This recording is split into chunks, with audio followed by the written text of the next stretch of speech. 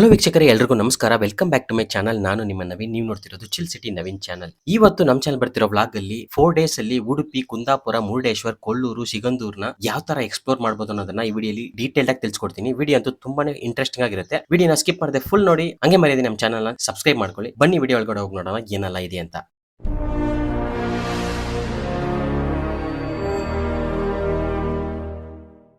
Day 1 ಬೆಂಗಳೂರಿಂದ ಉಡುಪಿಗೆ ಸುಮಾರು 410 ಕಿಲೋಮೀಟರ್ ಆಗುತ್ತೆ. ಒಬ್ಬರೇ ಡ್ರೈವ್ ಮಾಡೋದು ತುಂಬಾನೇ ಕಷ್ಟ ಆಗುತ್ತೆ ಅಂತ ನಾವು ಬಸ್ ನ ಬುಕ್ ಮಾಡ್ಕೊಂಡ್ವಿ. ನೈಟ್ ಬೆಂಗಳೂರಿಂದ ಟ್ರಾವೆಲ್ ಮಾಡ್ಕೊಂಡು ಉಡುಪಿಗೆ ಮಾರ್ನಿಂಗ್ 7 ಗಂಟೆಗೆ ರೀಚ್ ಆದ್ವಿ. ನಾವು ಫಸ್ಟ್ ಡೇ ರೂಮ್ ಎಲ್ಲ ಬುಕ್ ಮಾಡ್ಕೊಂಡಿದ್ವಿ. ಅದರಿಂದ ಹೋಗಿ ಚೆಕ್ಔಟ್ ಆಗಿ ರೆಡಿ ಆಗಿ first day morning Udupi Srikrishna Matha ಹತ್ರ ಹೋದ್ವಿ. ನಾವು ಹೋಗಿದ್ದು ವೀಕ್ ಡೇ ಆದ್ರೂ ಸ್ವಲ್ಪ ರಶ್ ಇತ್ತು. ಸ್ಟಾರ್ಟಿಂಗ್ ಅಲ್ಲಿ ಕನಕದಾಸರ ಗುಡಿ ಮತ್ತೆ ಕನಕನ ಕಿಂಡಿಯಿಂದ ದೇವರ ದರ್ಶನ ಎಲ್ಲ ಪಡ್ಕೊಂಡು ರಥ ಬೀದಿಯಲ್ಲಿ ರಥಗಳೆಲ್ಲ ನಿಂತಿತ್ತು. ಅದನ್ನೆಲ್ಲ ಫುಲ್ ಕಣ್ತುಂಬ್ಕೊಂಡು ಅಲ್ಲೇ ಸ್ವಲ್ಪ ಟೈಮ್ ನ ಸ್ಪೆಂಡ್ ಮಾಡಿ ಕ್ಯೂ ಅಲ್ಲಿ ನಿಂತ್ಕೊಂಡ್ವಿ. ನಾವು ಹೋಗಿದ್ದು ಸಮ್ಮರ್ ಸೀಸನ್ ಅನ್ನೋದ್ರಿಂದ ಹೆವಿ ಹ್ಯುಮಿಡಿಟಿ ಇತ್ತು. ಸ್ವಲ್ಪ ಕಷ್ಟ ಆಯ್ತು, ಆದ್ರೆ ಒಳ್ಳೆ ದರ್ಶನ ಪಡ್ಕೊಂಡ್ವಿ. ದೇವಸ್ಥಾನದ ಒಳಗಡೆನೆ ನಿಮ್ಗೆ ಗೋಶಾಲ ಇದೆ, ಮತ್ತೆ ಸ್ವಲ್ಪ ದೇವಸ್ಥಾನಗಳಿದೆ. ಅದೆಲ್ಲ ನೋಡ್ಕೊಂಡು ಜೊತೆಗೆ ಅಡಿಗೆ ಮಾಡೋ ಸ್ಥಳನೂ ಇದೆ, ಅದನ್ನೆಲ್ಲ ನೋಡ್ಕೊಂಡ್ವಿ. ನಾವು ಹೋಗಿದ್ದ ಟೈಮಲ್ಲಿ ಅನ್ನದಾನ ನಡೀತಿರ್ಲಿಲ್ಲ, ಅದರಿಂದ ಈಚೆ ಬಂದು 8 ಮಠಗಳೆಲ್ಲ ನೋಡ್ಕೊಂಡು ರೂಮ್ ಗೆ ಬಂದ್ವಿ. ಈಗ ದೇವಸ್ಥಾನದ ಹಿಸ್ಟ್ರಿ ಬಗ್ಗೆ ತಿಳ್ಕೊಳ್ಳೋಣ.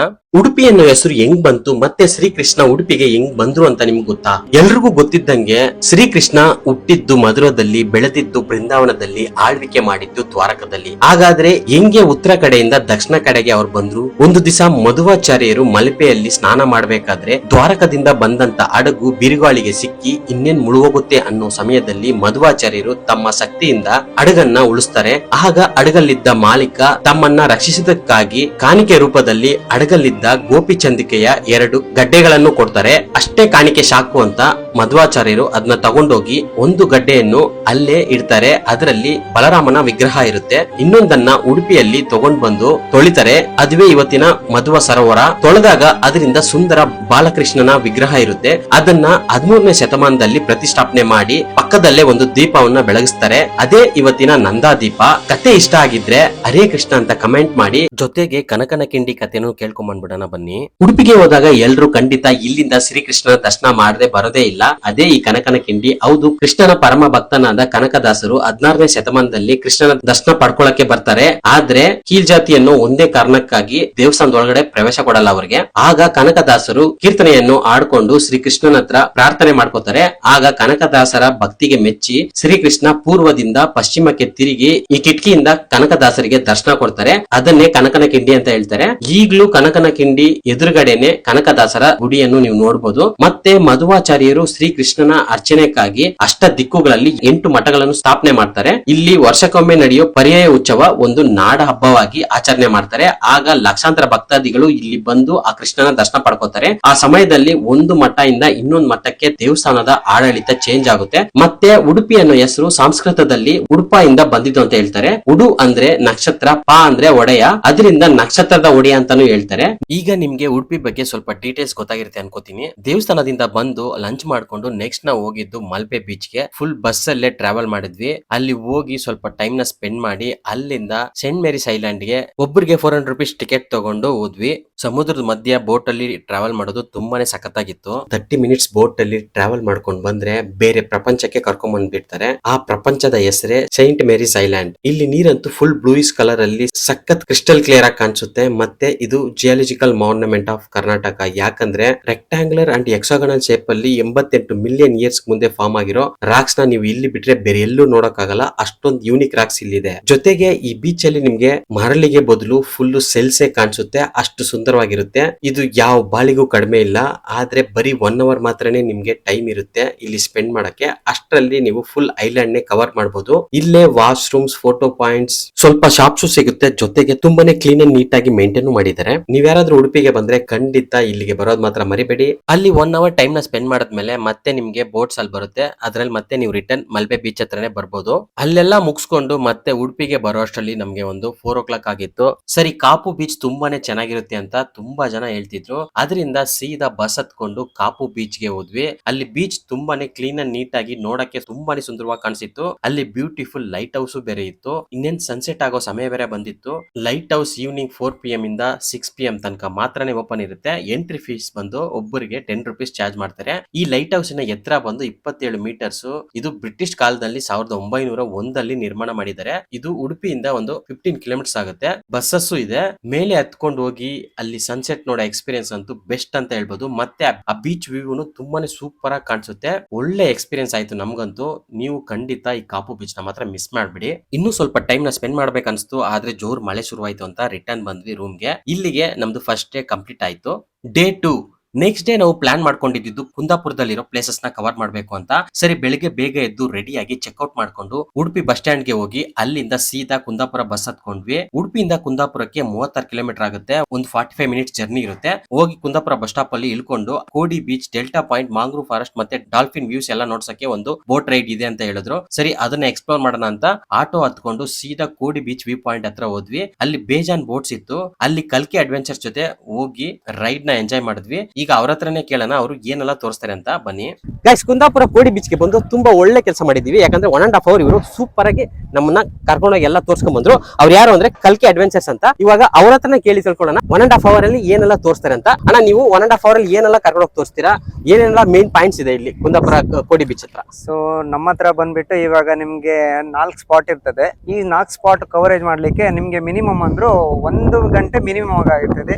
ಹಾಗೆ ಫ್ರೀ ಆಗಿ ಎಕ್ಸ್ಟೆಂಡ್ ಮಾಡಕ್ ಹೋದ್ರೆ ನಿಮ್ಗೆ 1.5 hour ಆಗ್ಬಹುದು, 2 hours ಎಕ್ಸ್ಟೆಂಡ್ ಆಗಬಹುದು. ಅದು ನಾವು ಎಕ್ಸ್ಟ್ರಾ ಕೇಳಲ್ಲ, ಅದು ಅದರಲ್ಲೇ ಇನ್ಕ್ಲೂಡಿಂಗ್ ಆಗುತ್ತೆ. ಪ್ಯಾಕೇಜ್ ಏನಿದೆ ಆ ಪ್ಯಾಕೇಜ್ ಒಳಗಡೆ ಇನ್ಕ್ಲೂಡಿಂಗ್. ಒಬ್ಬರಿಗೆ ಎಷ್ಟು ಪ್ಯಾಕೇಜ್ ಮಾಡ್ತೀರಾ? ಸೊ ಮಿನಿಮಮ್ ಬಂದ್ಬಿಟ್ಟು ನಮ್ಗೆ 330 per person ಇದೆ. ಅಂದ್ರೆ ಮಿನಿಮಮ್ 12 ಜನ ಆಗ್ಬೇಕು. ಅಂದ್ರೆ ಈ ತರ ನಮ್ಗೆ ಬಿಲೋ 10 ಮೆಂಬರ್ಸ್ ಇದ್ರೆ ಒಂದು ಪ್ಯಾಕೇಜ್ ಪ್ರೈಸ್ ಆಗಿರ್ತದೆ.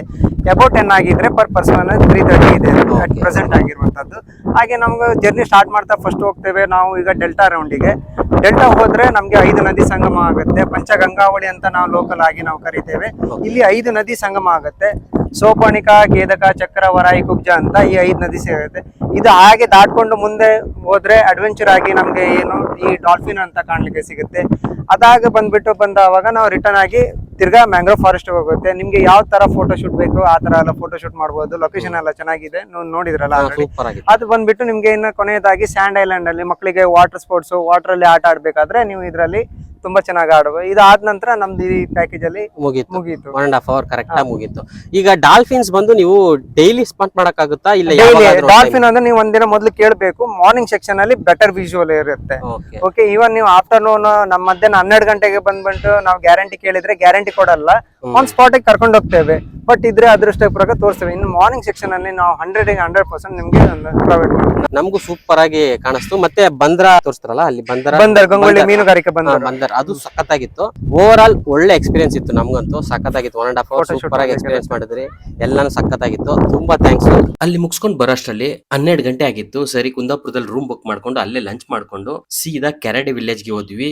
ಏನಕ್ಕೆ ಅಲ್ಲಿ ಹೋದ್ರಿ ಅಂತ ಗೊತ್ತಾ? ತೋರಿಸ್ತೀನಿ ಬನ್ನಿ. ಕೆರಡಿ ವಿಲೇಜ್ ಕುಂದಾಪುರ ಇಂದ 30 ಕಿಲೋಮೀಟರ್ ದೂರದಲ್ಲಿದೆ. ಈ ವಿಲೇಜ್ ಗೆ ಬಸ್ ಫೆಸಿಲಿಟಿ ಇದೆ. ಅವರಿಗೆ ಒಂದು ಬಸ್ ಅಂತ. ಲಾಸ್ಟ್ ಬಸ್ ಬಂದು ಈವ್ನಿಂಗ್ 5 ಗೆ ಇರುತ್ತೆ. ಕೆರಡಿ ವಿಲೇಜ್ ನ ವಿಶೇಷ ಏನಂದ್ರೆ, ನೀವು ತುಂಬಾ ಮೂವೀಸ್ ಅಲ್ಲಿ ರಿಷಬ್ ಶೆಟ್ಟಿನ ನೋಡಿರ್ತೀರಾ. ಮೇನ್ ಆಗಿ ಕಾಂತಾರದಲ್ಲಿ ಆ ರಿಷಬ್ ಶೆಟ್ಟಿ ಅವರು ಹುಟ್ಟಿ ಬೆಳೆದಿದ್ ಊರೇ ಕೆರಡಿ ವಿಲೇಜ್. ಇದು ಒಂದು ಲಾಸ್ಟ್ ವಿಲೇಜ್. ಈ ವಿಲೇಜ್ ಅಲ್ಲಿ ಯಾವುದೇ ತರ ಫೆಸಿಲಿಟಿ ಇಲ್ಲ. ಆದ್ರೂನು ಇಲ್ಲಿ ಹುಟ್ಟಿ ಬೆಳೆದು ಇಷ್ಟು ದೊಡ್ಡ ಮಟ್ಟಕ್ಕೆ ಬೆಳೆದಿದ್ದಾರೆ ಅಂದ್ರೆ ಅವ್ರಿಗೆ ಒಂದು ದೊಡ್ಡ ಹ್ಯಾಟ್ಸ್ ಆಫ್ ಅಂತ ಹೇಳ್ಬೇಕು. ಅವ್ರು ಅಲ್ಲಿ ಓದಿರೋ ಶಾಲೆನೂ ನೋಡಿದ್ವಿ. ತುಂಬಾನೇ ಚೆನ್ನಾಗಿತ್ತು. ಆ ಶಾಲೆನ ಈಗ ಅವರು ದತ್ತಕ್ ತಗೊಂಡು ಅವರೇ ನಡ್ಸ್ಕೊ ಬರ್ತಿದಾರಂತೆ. ಸರಿ, ಈಗ ಈ ಊರಿಗೆ ಯಾಕೆ ಬಂದ್ರಿ ಅಂತ ಹೇಳ್ತೀವಿ. ಇಲ್ಲಿ ಕೇಶವನಾಥ ದೇವಸ್ಥಾನ ಇದೆ. ಕೆರಡಿ ವಿಲೇಜ್ ಇಂದ ಒಂದು 5 ಕಿಲೋಮೀಟರ್ಸ್ ಆಗುತ್ತೆ. ಯಾವುದೇ ತರ ಬಸ್ ಫೆಸಿಲಿಟೀಸ್ ಇರಲ್ಲ. ಆಟೋ ಇಲ್ಲ, ನಿಮ್ ಓನ್ ವೆಹಿಕಲ್ ಅಲ್ಲಿ ಹೋಗ್ಬೇಕಾಗುತ್ತೆ. ರೋಡ್ಸ್ ಅಂತೂ ತುಂಬಾನೇ ಖರಾಬ್ ಆಗಿರುತ್ತೆ. ಆಟೋ ಅಲ್ಲಿ ಹೋಗ್ ಬರಕ್ಕೆ ನಿಮ್ಗೆ 500 ರೂಪೀಸ್ ಚಾರ್ಜ್ ಮಾಡ್ತಾರೆ. ಆದ್ರೆ ರೋಡ್ ಅಂತೂ ಹೇಳಂಗೆ ಎಲ್ಲ ತುಂಬಾ ಸ್ಟೀಫ್ ಆಗಿರುತ್ತೆ. ನಾವು ಆಟೋ ಹತ್ಕೊಂಡು ಹೋಗ್ಬೇಕಾದ್ರೆ ಆಟೋನ ಸ್ಟೋರಿ ಎಲ್ಲ ಹೇಳ್ಕೊಂಡು ಕರ್ಕೊಂಡು ಹೋದ್ರು. ಹೋಗೋ ದಾರಿಯಲ್ಲಿ ತುಂಬಾ ಕಡೆ ಕಾಂತಾರ ಮೂವಿ ಶೂಟ್ ಮಾಡಿರೋ ಸ್ಪಾಟ್ಸ್ ಎಲ್ಲಾನು ತೋರಿಸಿದ್ರು. ಒಂದು ಕಾಡಿನ ಮಧ್ಯ ಬೆಟ್ಟದ ಮೇಲೆ ಕೇಶವನಾಥ ದೇವಸ್ಥಾನ ಇದೆ. ಇದೇ ಇದರ ವಿಶೇಷತೆ. ಏನಂದ್ರೆ ಈ ದೇವಸ್ಥಾನ ಇರೋದು ಒಂದು ಗುಹೆ ಒಳಗಡೆ. ನೀವು ದರ್ಶನ ಪಡ್ಕೋಬೇಕು ಅಂದ್ರೆ ಗುಹೆ ಒಳಗಡೆ ನೀರಲ್ಲಿ ಹೋಗ್ಬೇಕಾಗತ್ತೆ. ಮಂಡಿ ತನಕನೂ ನೀರಿರುತ್ತೆ. ಜೊತೆಗೆ ನೀರಲ್ಲಿ ಸಾವಿರಾರು ಮೀನುಗಳು ಸಹ ಇರ್ತವೆ. ಇದು ಒಂದು ಹೊಸ ಎಕ್ಸ್ಪೀರಿಯನ್ಸ್. ನಾವಂತೂ ಈ ತರ ಎಕ್ಸ್ಪೀರಿಯನ್ಸ್ ಯಾವಾಗೂ ಪಡ್ಕೊಂಡಿರ್ಲಿಲ್ಲ. ಮೂಡುಗಲ್ಲಿನಲ್ಲಿರೋ ಈ ದೇವಸ್ಥಾನ ಸುಂದರ ಪರಿಸರ ಮಧ್ಯೆ ನಿರ್ಮಾಣ ಮಾಡಿದ್ದಾರೆ. ಈ ದೇವಸ್ಥಾನ ಕರ್ನಾಟಕದಲ್ಲಿ ಅತ್ಯಂತ ಪುರಾತನ ದೇವಸ್ಥಾನವಾದ ಶಿವನ ದೇವಸ್ಥಾನ ಅಂತಾನು ಹೇಳ್ತಾರೆ. ಇಲ್ಲಿ ಇರೋ ಗುಹೆಯಿಂದ ಕಾಶಿಗೆ ಹೋಗ್ಬೋದು ಅಂತ ಹೇಳ್ತಾರೆ. ಶಿವ ಕಾಶಿಗೆ ಇದರಿಂದಾನೇ ಹೋಗಿದ್ದಾರೆ ಅಂತಾನು ಪುರಾಣಗಳು ಹೇಳ್ತವೆ. ಈಗ ಪೂಜಾರಿಗಳು ದೇವಸ್ಥಾನದ ಬಗ್ಗೆ ಏನ್ ಹೇಳ್ತಾರೆ ಅಂತ ಕೇಳೋಣ ಬನ್ನಿ. ಹಂಗೆ ಅಭಿಷೇಕ ಮಾಡ್ಕೊಂಡು ಆ ಗುಹೆಯಿಂದ ಹೊರಗಡೆ ಹರಿದು ಬರ್ತಾ ಇರುವಂತದ್ದು. ಕಲಿಯುಗದಲ್ಲಿ ನಾವು ಅಲ್ಲಿ ಹೋಗ್ಲಿಕ್ಕಿಲ್ಲ, ಶಿವನ ಸನ್ನಿಧಾನಕ್ಕೆ, ಧ್ಯಾನ ಮಾಡಿದ ಸ್ಥಳಕ್ಕೆ. ಅಲ್ಲಿ ಅಪವಿತ್ರ ಆಗಬಾರ್ದು, ಧ್ಯಾನ ಭಂಗ ಆಗಬಾರ್ದು. ಅದರಿಂದ ಶಿವನೇ ಭಕ್ತರ ಅನುಕೂಲಕ್ಕಾಗಿ ಕಲಿಯುಗದ ಭಕ್ತರಿಗೆ ಉದ್ಭವ ಲಿಂಗ ರೂಪಿಯಾಗಿ ದರ್ಶನ ಕೊಟ್ಟಿದ್ದಾರೆ. ಅದಕ್ಕೆ ಮೂಡುಗಲ್ಲು ಅಂತೇಳಿ, ಮೂಡಿ ಬಂದ ಕಲ್ಲು ಮೂಡುಗಲ್ಲು ಅಂತೇಳಿ ಕ್ಷೇತ್ರದ ಹೆಸರು. ದೂರದಿಂದ ಬಂದು ಶಿವನ ಸೇವೆ ಮಾಡಿದ್ದೀರಿ, ಶಿವ ಸಂತುಷ್ಟನಾಗಲಿ, ಎಲ್ಲ ಗ್ರಹಚಾರ ದೋಷ ಪರಿಹಾರ ಮಾಡಿ ಕುಟುಂಬಕ್ಕೆಲ್ಲ ಸುಖ ಶಾಂತಿ ನೆಮ್ಮದಿ ಆಯುರ ಆರೋಗ್ಯ ಕೊಟ್ಟು ಶಿವ ಕಾಪಾಡಲಿ, ನಿಮ್ಮ ಇಷ್ಟಾರ್ಥಗಳೆಲ್ಲ ನೆರವೇರಲಿ, ನಿಮಗೆಲ್ಲರಿಗೂ ಒಳ್ಳೆಯದಾಗಲಿ ಅಂತ ಶಿವನನ್ನು ಪ್ರಾರ್ಥನೆ ಮಾಡಿ ಆಶೀರ್ವಾದ. ಶಿವಾಯ ನಮಃ. ಎಲ್ಲ ತೀರ್ಥ ತಗೊಂಡು ಬಸ್ ಹಚ್ಕೊಂಡು ಚೂರು ಪ್ರಸಾದ ತಲೆ ಮೇಲೆ ಇಟ್ಕೊಂಡು ಆ ಉದ್ಭವ ಲಿಂಗ ಮುಟ್ಟಿ ಎಲ್ಲ ನಿಮ್ಮ ಇಷ್ಟಾರ್ಥಗಳನ್ನು ಅಲ್ಲಿ ಪ್ರಾರ್ಥನೆ ಮಾಡಿ ಮುಂದೆ ಬನ್ನಿ. ಎಲ್ಲ ಇಲ್ಲಿ ಮುಗಿಸ್ಕೊಂಡು ಸ್ವಲ್ಪ ಮುಂದೆ ಹೋದ್ರೆ ಪಕ್ಕದಲ್ಲಿ ಮಣ್ಣಿನಿಂದ ಸ್ವಲ್ಪ ವಿಗ್ರಹಗಳನ್ನ ಕೆತ್ತಿದ್ದಾರೆ. ಅಲ್ಲಿ ನೋಡಕ್ ಹೋದ್ವಿ, ತುಂಬಾ ಸುಂದರವಾಗಿತ್ತು. ಅದೆಲ್ಲ ನೋಡ್ಕೊಂಡು ಸೀದಾ ಆಟೋ ಹತ್ಕೊಂಡು ಕೆರಡೆ ವಿಲೇಜ್ ಗೆ ಬಂದು ಅಲ್ಲಿಂದ ಬಸ್ ಹತ್ಕೊಂಡು ಬರೋ ದಾರಿಯಲ್ಲಿ ಸುಂದರವಾದ ಗ್ರಾಮಗಳನ್ನೆಲ್ಲ ನೋಡ್ಕೊಂಡು ಕುಂದಾಪುರ ತಲುಪೋಷ್ಟರಲ್ಲಿ ನೈಟ್ ಆಗಿತ್ತು. ಹೋಗಿ ಊಟ ಮಾಡ್ಕೊಂಡು ರೆಸ್ಟ್ ಮಾಡಿದ್ವಿ. ಇಲ್ಲಿಗೆ ಸೆಕೆಂಡ್ ಡೇ ಮುಗೀತು ನಮ್ದು. ಡೇ 3 ಮಾರ್ನಿಂಗ್ ಬೇಗ ಎದ್ದು ಕುಂದಾಪುರ ಇಂದ ಬಸ್ ಹತ್ಕೊಂಡು ತುಂಬಾನೇ ಫೇಮಸ್ ಆದ ಆನೆಗುಡ್ಡ ಶ್ರೀ ಗಣೇಶ ದೇವಸ್ಥಾನಕ್ಕೆ ಹೋದ್ವಿ. ಅಲ್ಲಿ ಹೋಗಕ್ ಮುಂಚೆ ಅಲ್ಲೇ ಕುಂಬಾಸಿ ಮಹಾಲಿಂಗೇಶ್ವರ ದೇವಸ್ಥಾನನೂ ಇದೆ. ಅಲ್ಲಿ ಹೋಗಿ ಶಿವನ ದರ್ಶನ ಪಡ್ಕೊಂಡು ಅಲ್ಲಿಂದ ಮೇಲೆ ಸ್ವಲ್ಪ ಮೆಟ್ಲು ಹತ್ಕೊಂಡು ಹೋದ್ರೆ ಆನೆಗುಡ್ಡ ಗಣಪತಿ ದೇವಸ್ಥಾನ ಸಿಗುತ್ತೆ. ಈ ದೇವಸ್ಥಾನ ಬೆಟ್ಟದ ಮೇಲೆ ನೆಲೆಸಿದೆ. ಬೆಟ್ಟ ಆನೆ ಆಕಾರದ್ರಲ್ಲಿ ಇರೋದ್ರಿಂದ ಇದಕ್ಕೆ ಆನೆಗುಡ್ಡ ಅಂತ ಹೆಸರು ಬಂತು ಅಂತ ಹೇಳ್ತಾರೆ. ನಿಮ್ಗೆ ಯಾವ್ದೇ ತರ ಸಮಸ್ಯೆಗಳಿದ್ರು ಇಲ್ಲಿ ಬಂದು ದರ್ಶನ ಪಡ್ಕೊಂಡ್ರೆ ಯಾವ್ದೇ ಅಡೆತಡೆಗಳು ಇಲ್ದೆ ನೀವ್ ಆಗುತ್ತೆ ಅಂತ ಹೇಳ್ತಾರೆ. ನಾವು ಹೋಗಿ ದರ್ಶನ ಪಡ್ಕೊಂಡು ಅಲ್ಲೇ ಸುತ್ಕೊಂಡು ಈಚೆ ಬಂದ್ವಿ. ದೇವಸ್ಥಾನ ತುಂಬಾನೇ ನಿಶಬ್ದವಾಗಿ ಸುಂದರವಾಗಿತ್ತು. ಅಲ್ಲಿಂದ ಸ್ವಲ್ಪ ಮುಂದೆ ಬಂದಾಗ ನಮ್ಗೆ ಒಂದು ದೊಡ್ಡ ರಾಜಗೋಪುರ ಕಣ್ಣಲ್ಲಿ ಬಿತ್ತು. ಸರಿ ಅಲ್ಲಿ ಹೋಗೋಣ ಅಂತ ಹೋದ್ವಿ. ಅದೇ ಶ್ರೀ ಚಂದಿಕಾ ದುರ್ಗಾ ಪರಮೇಶ್ವರಿ ದೇವಸ್ಥಾನ ಕುಂಬಾಸಿ. ಇದು ಹೈವೇ ಅಲ್ಲೇ ಇದೆ.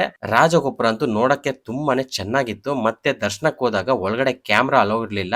ಆದ್ರೆ ದೇವಸ್ಥಾನ ಅಂತೂ ಒಳಗಡೆ ನೋಡಕ್ಕೆ 2 ಕಣ್ಗಳು ಸಾಲಲ್ಲ, ಅಷ್ಟೊಂದು ಸುಂದರವಾಗಿತ್ತು. ಮತ್ತೆ ದೇವಸ್ಥಾನದ ಈಚೆನು ತುಂಬಾ ನೀಟ್ ಅಂಡ್ ಕ್ಲೀನ್ ಆಗಿ ಎಲ್ಲಾನು ಮೇಂಟೈನ್ ಮಾಡಿದ್ರೆ. ಮಿಸ್ ಮಾಡದೆ ಹೋಗ್ ಬನ್ನಿ ಕುಂದಾಪುರದಲ್ಲಿ ಇದ್ರೆ ನೀವು. ಅಲ್ಲಿ ಎಲ್ಲ ನೋಡ್ಕೊಂಡು ಅಲ್ಲಿಂದ ಸೀದಾ ನಾವು ಮರವಂತಿ ರೂಟ್ ಅಲ್ಲಿ ಮುರುಡೇಶ್ವರಕ್ಕೆ ಹೋದ್ವಿ. ಅವಾಗ ಮರವಂತಿ ಹತ್ರ ಸ್ಟಾಪ್ ಮಾಡಿ ಅಲ್ಲಿ ಸ್ವಲ್ಪ ಟೈಮ್ ನ ಸ್ಪೆಂಡ್ ಮಾಡಿದ್ವಿ. ಪ್ಲೇಸ್ ಅಂತೂ ತುಂಬಾನೇ ಸೂಪರ್ ಆಗಿತ್ತು. ಒಂದ್ ಕಡೆ ಬೀಚು, ಇನ್ನೊಂದ್ ಕಡೆ ನದಿ, ಎರಡರ ಮಧ್ಯ ಹೈವೇ ಅಂತ ನೋಡಕ್ಕೆ ಸೂಪರ್ ಎಕ್ಸ್ಪೀರಿಯನ್ಸ್ ಅಂತ ಹೇಳ್ಬೋದು. ಆ ಅಲೆಗಳ ಮಧ್ಯ ಸ್ವಲ್ಪ ಟೈಮ್ ನ ಸ್ಪೆಂಡ್ ಮಾಡಿ ಮುರುಡೇಶ್ವರಕ್ಕೆ ರೀಚ್ ಆದ್ವಿ. ಮುರುಡೇಶ್ವರ ಟೆಂಪಲ್ ಹತ್ರ ಸ್ವಲ್ಪ ರಶ್ ಇತ್ತು, ಯಾಕಂದ್ರೆ ನಾವು ಹೋಗಿದ್ ವೀಕೆಂಡ್ ಅನ್ನೋದ್ರಿಂದ. ಸರಿ ಓಕೆ ಅನ್ಬಿಟ್ಟು ಡೈರೆಕ್ಟ್ ಆಗಿ ಕಾರ್ನ ಮೇಲೆ ಪಾರ್ಕ್ ಮಾಡ್ಬಿಟ್ಟು ಮೇಲಿಂದ ವ್ಯೂಸ್ ನೆಲ್ಲ ಎಕ್ಸ್ಪ್ಲೋರ್ ಮಾಡಿದ್ವಿ. ಮತ್ತೆ ಆ ಸಮುದ್ರ ಸುತ್ತ ಅಲೆಗಳು ಮಧ್ಯೆ ದೇವಸ್ಥಾನ ಅಂತೂ ನೋಡಕ್ಕೆ ತುಂಬಾನೇ ಸೂಪರ್ ಆಗಿತ್ತು. ನಮ್ಗೆ ಟೈಮ್ ತುಂಬಾನೇ ಕಡಿಮೆ ಇತ್ತು, ಯಾಕಂದ್ರೆ ಈವ್ನಿಂಗ್ ಒಳಗಡೆ 1 hour ಹೋಗಿ ಅಲ್ಲಿ ಸನ್ಸೆಟ್ ನ ನೋಡ್ಬೇಕಂತ ನಮ್ಗೆ ಪ್ಲಾನ್ ಇತ್ತು. ಅದರಿಂದ ದೇವಸ್ಥಾನ ಹತ್ರ ಬೇಗ ದರ್ಶನ ಎಲ್ಲ ಮುಗಿಸ್ಕೊಂಡು ಡೈರೆಕ್ಟ್ ಆಗಿ 1 hour ನಾವು ನಮ್ಮ ಪಯಣನ ಸ್ಟಾರ್ಟ್ ಮಾಡಿದ್ವಿ. 1 hour ಹೋಗಕ್ ಮುಂಚೆನೆ ನಿಮ್ಗೆ ಇಡಗುಂಜಿ ದೇವಸ್ಥಾನ ಸಿಗುತ್ತೆ. ಸರಿ ಅಲ್ಲಿ ಹೋಗೋಣ ಅಂತ ಹೋದ್ವಿ. 1 hour ಮೇನ್ ಹೈವೇ ಇಂದ ಒಂದು 14 ಕಿಲೋಮೀಟರ್ ದೂರದಲ್ಲೇ ಈ ದೇವಸ್ಥಾನ ಇರೋದು. ತುಂಬಾನೇ ಪವರ್ಫುಲ್ ಆದ ದೇವಸ್ಥಾನ. ಸ್ವತಃ ನಾರದ ಮಹಾಮುನಿಗಳೇ ಈ ದೇವಸ್ಥಾನದಲ್ಲಿರೋ ಮಹಾಗಣಪತಿನ ಪ್ರತಿಷ್ಠಾಪನೆ ಮಾಡಿದ್ದು ಅಂತ ಹೇಳ್ತಾರೆ. ಮತ್ತೆ ಇಡೀ ಭಾರತದಲ್ಲೇ ಬಾಲ ಗಣಪತಿ ಇರೋ ದೇವಸ್ಥಾನ ಈ ದೇವಸ್ಥಾನನೇ. ತುಂಬಾನೇ ಚೆನ್ನಾಗಿತ್ತು ದೇವಸ್ಥಾನ. ಆದ್ರೆ ಕ್ಯಾಮ್ರಾ ಅಲೋ ಇರ್ಲಿಲ್ಲ, ಅದರಿಂದ ಏನು ಕ್ಯಾಪ್ಚರ್ ಮಾಡಕ್ ಆಗಿಲ್ಲ. ಸರಿ ಅಲ್ಲಿಂದ ಸೀದಾ ನಾವು 1 hour ಹೋದ್ವಿ ಇಲ್ಲಿ ದರ್ಶನ ಪಡ್ಕೊಂಡು. 1 hour ಶರಾವತಿ ನದಿಯಲ್ಲಿ ಬ್ಯಾಕ್ ವಾಟರ್ಸ್ ಅಲ್ಲಿ ಬೋಟಿಂಗ್ ಮಾಡೋದು ತುಂಬಾನೇ ಫೇಮಸ್ ಅಂತ ಎಲ್ರಿಗೂ ಗೊತ್ತು. ಅದರಲ್ಲೂ ಸನ್ಸೆಟ್ ವ್ಯೂ ನೋಡ್ಕೊಂಡು ಬೋಟಿಂಗ್ ಮಾಡೋದು ತುಂಬಾನೇ ಚೆನ್ನಾಗಿರುತ್ತೆ. ಇಲ್ಲಿ 4 ಜನಕ್ಕೆ 1300 ರೂಪಾಯಿ ಒಂದು ಬೋಟ್ ಗೆ ಚಾರ್ಜ್ ಮಾಡ್ತಾರೆ. ಜನ ಮೇಲೆ ಡಿಪೆಂಡ್ ಆಗುತ್ತೆ. ನಾವು ಬೋಟ್ ಬುಕ್ ಮಾಡ್ಕೊಂಡು 1.5 hours ರೈಡ್ ಗೆ ರೆಡಿ ಆದ್ವಿ. ಈ ಶರಾವತಿ ನದಿ ಬ್ಯಾಕ್ ವಾಟರ್ಸ್ ಅಲ್ಲಿ ರೈಡ್ ಮಾಡಕ್ಕೆ ಒಂದು 14 ಕಿಲೋಮೀಟರ್ ಡಿಸ್ಟೆನ್ಸ್ ಇರುತ್ತೆ. ಒಂದು 1 ಇಂದ 1.5 hours ಟೈಮ್ ನ ತಗೊಂಡು ಎಲ್ಲಾ ಕಡೆ ನೋಡ್ಸ್ಕೊ ಬರ್ತಾರೆ. ಅದ್ರಲ್ಲಿ ಮೇನ್ ಆಗಿ ಅವರು ತೋರಿಸೋದು ಬಂದು Kerala view point, mangrove forest ಮತ್ತೆ ಲೋಟಸ್ ವ್ಯೂ ಪಾಯಿಂಟ್ಸ್ ಎಲ್ಲಾನು ನೋಡ್ತಾರೆ. ತುಂಬಾನೇ ಚೆನ್ನಾಗಿರುತ್ತೆ. ನೀವೇನಾದ್ರೂ 1 hour ಹೋಗ್ತಿದ್ದೀರಿ ಅಂದ್ರೆ ಖಂಡಿತ ಈ ಎಕ್ಸ್ಪೀರಿಯನ್ಸ್ ನ ಮಿಸ್ ಮಾಡ್ಕೋಬೇಡಿ. ಆ ಬ್ಯಾಕ್ ವಾಟರ್ ಬೋಟಿಂಗ್ ಮುಗಿದ್ಮೇಲೆ ಅಲ್ಲಿಂದ ಡೈರೆಕ್ಟ್ 1 hour ಬಂದಾರ್ನ ನೋಡ್ಕೊಂಡು ಇಕೋ ಬೀಚ್ ಹತ್ರ ಹೋದ್ವಿ. ವೀಕೆಂಡ್ ಅನ್ನೋದ್ರಿಂದ ತುಂಬಾನೇ ರಶ್ ಇತ್ತು. ಬಟ್ ಈ ಬೀಚ್ ಬಂದು ಕ್ಲೀನೆಸ್ಟ್ ಬೀಚ್ ಅಂತ ಹೇಳ್ತಾರೆ. ಮತ್ತೆ ಬ್ಲೂ ಫ್ಲಾಗ್ ಬೀಚ್ ಅನ್ನೋ ಟ್ಯಾಗ್ ನು ಕೊಟ್ಟಿದ್ದಾರೆ. ಯಾಕಂದ್ರೆ ಈ ಬೀಚ್ ತುಂಬಾನೇ ಸೇಫ್ ಅಂಡ್ ಸೆಕ್ಯೂರ್ ಆಗಿರುತ್ತೆ. ಅಲ್ಲಿ ಹೋಗಿ ಫುಲ್ ಮಜಾ ಮಾಡ್ಕೊಂಡು ತುಂಬಾ ಟೈಮ್ ನ ಸ್ಪೆಂಡ್ ಮಾಡಿದ್ವಿ. ಸರಿ ಅಲ್ಲೇ ಇದ್ರೆ ಟೈಮ್ ಹೋಗೋದು ಗೊತ್ತಾಗಲ್ಲ ಅಂತ ಸೀದಾ ಕೊಲ್ಲೂರ್ ಕಡೆ ನಮ್ ಜರ್ನಿನ ಸ್ಟಾರ್ಟ್ ಮಾಡಿದ್ವಿ. 1 hour ಇಂದ ಕೊಲ್ಲೂರ್ಗೆ 96 ಕಿಲೋಮೀಟರ್ಸ್ ಆಗುತ್ತೆ. 2 hours ಜರ್ನಿ ಇರುತ್ತೆ. ಬಟ್ ಸ್ವಲ್ಪ ಘಾಟ್ ರೂಟ್ ಇರೋದ್ರಿಂದ ಆದಷ್ಟು ಬೆಳಕಿನ ಟೈಮ್ ಅಲ್ಲೇ ನೀವು ಜರ್ನಿನ ಕಂಪ್ಲೀಟ್ ಮಾಡ್ಕೊಳ್ಳಿ. ಯಾಕಂದ್ರೆ ನೈಟ್ ಟೈಮ್ ಅಲ್ಲಿ ಸ್ವಲ್ಪ ಓಡಿಸೋದು ಕಷ್ಟ ಆಗುತ್ತೆ. ಕೊಲ್ಲೂರಲ್ಲಿ ರೀಚ್ ಆದ್ಮೇಲೆ ತುಂಬಾನೇ ರಶ್ ಇತ್ತು ದೇವಸ್ಥಾನ ಅಂತೂ. ನಾವು ನೈಟ್ ಉಳ್ಕೊಳಕ್ಕೆ ರೂಮ್ಸ್ ನ ಹುಡ್ಕಾಡಿದ್ವಿ ಹುಡುಕ್ತಿದ್ವಿ, ಸಿಗ್ಲೇ ಇಲ್ಲ. ಕೊನೆಗೂ ಯಾವ್ದೋ ಒಂದು ರೂಮ್ ಸಿಕ್ತು, ಅಲ್ಲೇ ಹೋಗಿ ಉಳ್ಕೊಂಡ್ವಿ. ಇಲ್ಲಿಗೆ ನಮ್ ಡೇ 3 ಮುಗೀತು. ಡೇ 4th ಡೇ ಮಾರ್ನಿಂಗ್ ಬೇಗ ಎದ್ದು ರೆಡಿ ಆಗಿ ದೇವಸ್ಥಾನಕ್ಕೆ ಹೋದ್ವಿ. ರಶ್ ಅಂತೂ ಹೆವಿ ಇತ್ತು, ಫುಲ್ ಕೇರಳದವರೇ ಇದ್ರು. ಅಲ್ಲಿ ನಾವು ಕ್ಯೂವಲ್ಲಿ ನಿಂತ್ಕೊಂಡಿರ್ಬೇಕಾದ್ರೇನೆ ದೇವರ ಮೆರವಣಿಗೆ ಎಲ್ಲ ನಡೀತಿತ್ತು. ಅದನ್ನೆಲ್ಲ ನೋಡ್ಕೊಂಡು ಕಣ್ ತುಂಬ್ಕೊಂಡ್ವಿ. ದೇವಸ್ಥಾನ ಒಳಗಡೆ ಹೋಗಿ ಆ ಕೊಳ್ಳೂರು ಮೂಕಾಂಬಿಕೆ ದೇವಿಯ ದರ್ಶನ ಪಡ್ಕೊಂಡು ಒಂದು 1 ಅವರ್ ಮೇಲೆ ಈಚೆ ಬಂದ್ವಿ. ಮತ್ತೆ ಅಲ್ಲಿ ದೇವಸ್ಥಾನ ಎಲ್ಲ ಸುತ್ತಾಕೊಂಡು ಅಲ್ಲೇ ಬ್ರೇಕ್ಫಾಸ್ಟ್ ಎಲ್ಲ ಮಾಡ್ಕೊಂಡು ರೂಮ್ಗೆ ಹೋಗಿ ಚೆಕ್ಔಟ್ ಮಾಡ್ಕೊಂಡು ಡೈರೆಕ್ಟ್ ಆಗಿ ನಮ್ಮ ಪ್ರಯಾಣನ ಸಿಗಂದೂರ್ ಕಡೆ ಸ್ಟಾರ್ಟ್ ಮಾಡಿದ್ವಿ. ಕೊಳ್ಳೂರಿಂದ ಸಿಗಂದೂರ್ಗೆ 150 ಕಿಲೋಮೀಟರ್ಸ್ ಆಗುತ್ತೆ. ಒಂದು 4 ಅವರ್ಸ್ ಜರ್ನಿ ಇರುತ್ತೆ. ಸ್ವಲ್ಪ ಘಾಟ್ ರೋಡ್ಸ್ ಇರುತ್ತೆ, ನೋಡ್ಕೊಂಡು ಹೋಗ್ಬೇಕಾಗುತ್ತೆ. ಅಲ್ಲಿ ಹೋಗಿ ಕಾರ್ನ ಪಾರ್ಕ್ ಮಾಡ್ಕೊಂಡು ಡೈರೆಕ್ಟ್ ಆಗಿ ದೇವಸ್ಥಾನ ಹತ್ರ ಹೋದ್ವಿ. ಅಲ್ಲೇ ನಿಮ್ಗೆ ಸ್ಲಿಪ್ಪರ್ ಸ್ಟ್ಯಾಂಡ್ ಇರುತ್ತೆ, ಅಲ್ಲಿ ಸ್ಲಿಪ್ಪರ್ಸ್ ಮತ್ತೆ ಬ್ಯಾಗ್ಸ್ ನೆಲ್ಲ ಇಟ್ಬಿಟ್ಟು ನೀವು ದೇವಸ್ಥಾನಕ್ಕೆ ಹೋಗ್ಬೋದು. ದೇವಸ್ಥಾನದ ಒಳಗಡೆ ಕ್ಯಾಮ್ರಾ ಅಲೋ ಇರಲ್ಲ. ನಾವು ಹೋಗ್ಬೇಕಾದ್ರೆ ಅಷ್ಟೊಂದೇನ್ ರಶ್ ಇರ್ಲಿಲ್ಲ. ಅರ್ಚನೆಗೆ ಟೋಕನ್ ತಗೊಂಡು ಒಳಗಡೆ ಹೋದ್ವಿ. ಸ್ವಲ್ಪ ಟೈಮು ದೇವ್ರ ಹತ್ರನೇ ಕುತ್ಕೊಂಡು ಅರ್ಚನೆ ಎಲ್ಲ ಮಾಡಿಸ್ಕೊಂಡು ಕಣ್ ತುಂಬಾ ಚೌಡೇಶ್ವರಿ ಅಮ್ಮನ ದರ್ಶನ ಪಡ್ಕೊಂಡು ಈಚೆ ಬಂದ್ವಿ. ಅಲ್ಲೇ ಅನ್ನದಾನನೂ ನಡೀತಿತ್ತು, ಅಲ್ಲೇ ಅನ್ನದಾನ ಸೇವೆನೂ ಪಡ್ಕೊಂಡ್ವಿ. ತುಂಬಾನೇ ಚೆನ್ನಾಗಿತ್ತು. ಆದ್ರೆ ಬಿಸಿಲಂತೂ ತುಂಬಾ ಹೆವಿ ಇತ್ತು. ಅಲ್ಲಿಂದ ಸೀದಾ ಹೊಸದಾಗಿ ನಿರ್ಮಾಣ ಆಗಿರೋ ಸಿಗಂದೂರು ಕೇಬಲ್ ಬ್ರಿಡ್ಜ್ ಹತ್ರ ಬಂದ್ವಿ. ಬ್ರಿಡ್ಜ್ ಅಂತೂ ನೋಡಕ್ಕೆ ತುಂಬಾ ದೊಡ್ಡದಾಗಿ ಸೂಪರ್ ಆಗಿ ಕಾಣಿಸ್ತಿತ್ತು. ಫೋಟೋಸ್ ಎಲ್ಲ ತಗೊಂಡ್ವಿ. ಬಟ್ ನೀರಂತೂ ತುಂಬಾ ಕಡಿಮೆ ಇತ್ತು. ಸರಿ 4 ದಿವಸ ಆಯ್ತು ಮನೆಯಿಂದ ಬಂದು ಅಂತ ಡೈರೆಕ್ಟ್ ಆಗಿ ನಮ್ಮ ಪ್ರಯಾಣನ ಬೆಂಗಳೂರು ಕಡೆ ಶುರು ಹಚ್ಕೊಂಡ್ವಿ. ಸಿಗಂದೂರಿಂದ ಬೆಂಗಳೂರಿಗೆ 300 ಕಿಲೋಮೀಟರ್ಸ್ ಆಗುತ್ತೆ. ಒಂದು 6 ಅವರ್ಸ್ ಜರ್ನಿ ಇರುತ್ತೆ. ರೂಟ್ ಬಂದು ಚಿತ್ರದುರ್ಗ ಬಂದು ಅಲ್ಲಿಂದ ಸಿರಾ ತುಮಕೂರು ಬಂದು ಬೆಂಗಳೂರಿಗೆ ನೈಟ್ ಅಲ್ಲಿ ರೀಚ್ ಆದ್ವಿ. ಇಷ್ಟೇ ಈ ವಿಡಿಯೋದಲ್ಲಿ ಬಜೆಟ್ ಅಲ್ಲಿ ಯಾವ ತರ ಇಷ್ಟೆಲ್ಲ ಪ್ಲೇಸಸ್ ನೀವು ಕವರ್ ಮಾಡಬಹುದು ಅನ್ನೋದನ್ನ ಡೀಟೇಲ್ ಆಗಿ ತಿಳಿಸಿದೀನಿ ಅಂತ ನಾನು ಅನ್ಕೊಂಡಿದ್ದೀನಿ. ಈ ವಿಡಿಯೋ ಏನಾದ್ರು ನಿಮ್ಗೆ ಇನ್ಫಾರ್ಮೇಟಿವ್ ಅನ್ಸಿದ್ರೆ ಖಂಡಿತ ವಿಡಿಯೋಗೆ ಲೈಕ್ ಮಾಡ್ಬಿಟ್ಟು ನಿಮ್ಮ ಅನಿಸಿಕೆಗಳನ್ನ ಕಮೆಂಟ್ಸ್ ಅಲ್ಲಿ ತಿಳಿಸಿ. ಮತ್ತೆ ನೀವೇನಾದ್ರೂ ಈ ಚಾನಲ್ಗೆ ಸಬ್ಸ್ಕ್ರೈಬ್ ಮಾಡದೆ ನೋಡ್ತಿದ್ರೆ ಖಂಡಿತ ಸಬ್ಸ್ಕ್ರೈಬ್ ಮಾಡ್ಕೊಳ್ಳಿ. ಡೈಲಿ ಅಪ್ಡೇಟ್ಸ್ಗೆ ನಮ್ದು ಇನ್ಸ್ಟಾಗ್ರಾಮ್ ಪೇಜು ಇದೆ, ಅಲ್ಲಿ ಹೋಗಿ ಫಾಲೋ ಮಾಡ್ಕೊಂಡು ವೆಯ್ಟ್ ಮಾಡ್ತಾ ಇರಿ. ಮುಂದಿನ ವಿಡಿಯೋದಲ್ಲಿ ಇನ್ನೊಂದು ಒಳ್ಳೆ ಕಂಟೆಂಟ್ ಜೊತೆ ನಿಮ್ಮ ಮುಂದೆ ಬರ್ತೀನಿ. ಅಲ್ಲಿವರೆಗೂ thank you so much. Bye guys.